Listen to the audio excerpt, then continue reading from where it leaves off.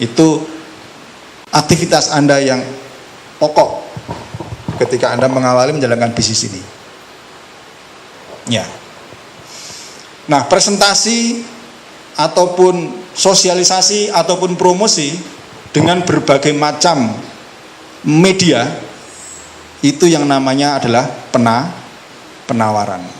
Jadi kalau Anda tidak melakukan penawaran, maka Anda tidak akan ada bisnis. Sebagus apapun produk, sebagus apapun kantor Anda, sepinter apapun, tetapi kalau tidak pernah melakukan penawaran, maka no business, no money. Tidak akan ada uang. Dari mulai bikin blog ataupun bikin web ataupun Anda membuat status yang menjual ataupun Anda menawarkan ke orang lain, ini adalah aktivitas Anda menawarkan.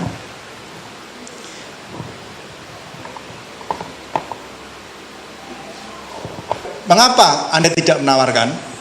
Nah, ini terutama yang offline, biasanya apa? Takut ditolak. Kalau sudah itu ya lupakan aja impian Anda kembali jadi karyawan. Lah kalau yang namanya menawarkan pasti dua kemungkinan, ditolak dan diterima. Ya enggak? Kalau Anda tidak mau konsekuensinya, ya sudah, tidak perlu harus Anda melakukan penawaran, lupakan impian Anda yang sudah Anda bikin, kembalilah jadi karyawan.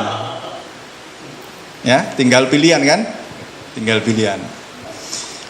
Kita lihat kenapa Anda juga perlu untuk melirik pasar offline.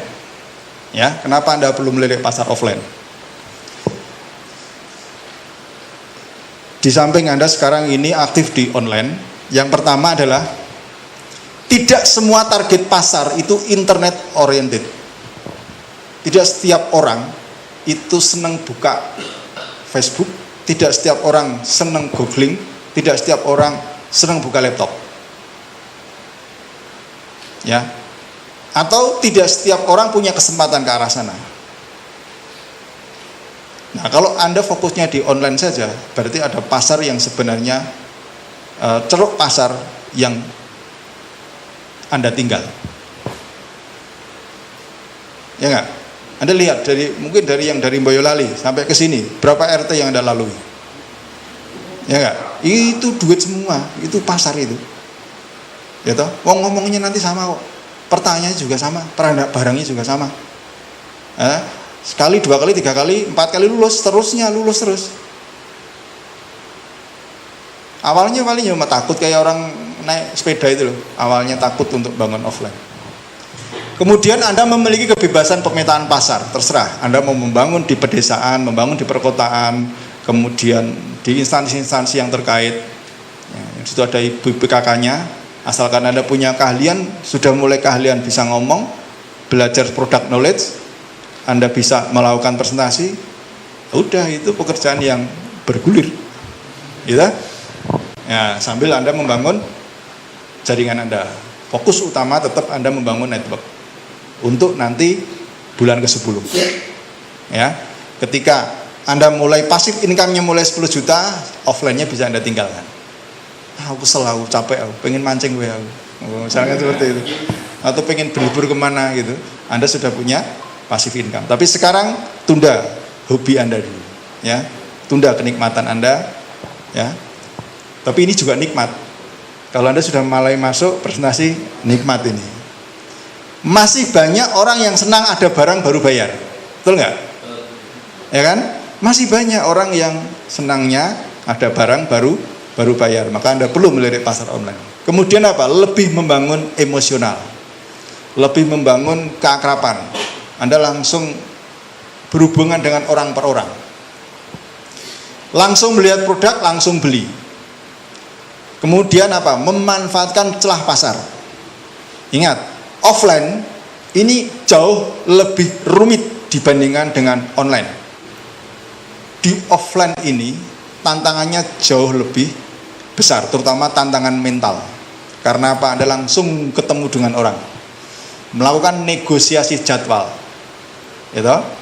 Takut nanti tidak bisa menjawab pertanyaan. Gitu? kemudian di situ harganya sudah hancur-hancuran, gitu. Wah ini paling takut ini, wah percuma nanti saya ngisi, nanti paling juga nanti ada yang jualan lebih murah lagi, kan seperti itu. Ketakutan-ketakutan itu justru disitulah peluangnya bagi Anda yang mau memanfaatkan peluang itu. Tidak banyak pesaing. Masuk akal nggak? Anda hanya perlu melakukan 5 kali pertemuan, mengisi 5 kali pertemuan, habis itu jadikan hobi Anda. Anda punya keyakinan ketika Anda sudah belajar tentang produk Anda punya, viewer harus punya. Ya, tambah sedikit lagi saingannya. Nah, ya, harus punya.